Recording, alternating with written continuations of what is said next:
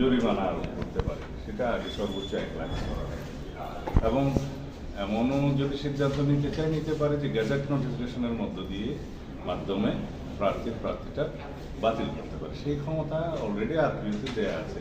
কারণ আচরণবিধিতে আবার উল্লেখ করাটা আমার মনে হয় এটা প্রয়োজন ছিল না।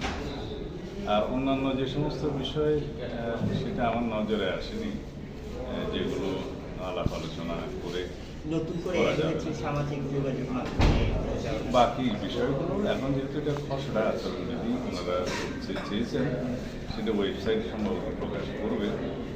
তারপরে স্টেক হোল্ডারদের সাথে যদি মত বিনিময় করে এটা একটা জায়গায় আসা যাবে। এটা ভালো আচরণবিধি সংশোধন করাটাও ভালো, এবং বর্তমান অবস্থার সাথে মিলিয়ে নতুন আকাঙ্ক্ষার সাথে মিলিয়ে আচরণবিধি প্রণয়ন করাটাও সঠিক আছে। তবে একটু আলোচনা করে নিলে সবাই অংশগ্রহণ করলে এটা ভালো। Thank you.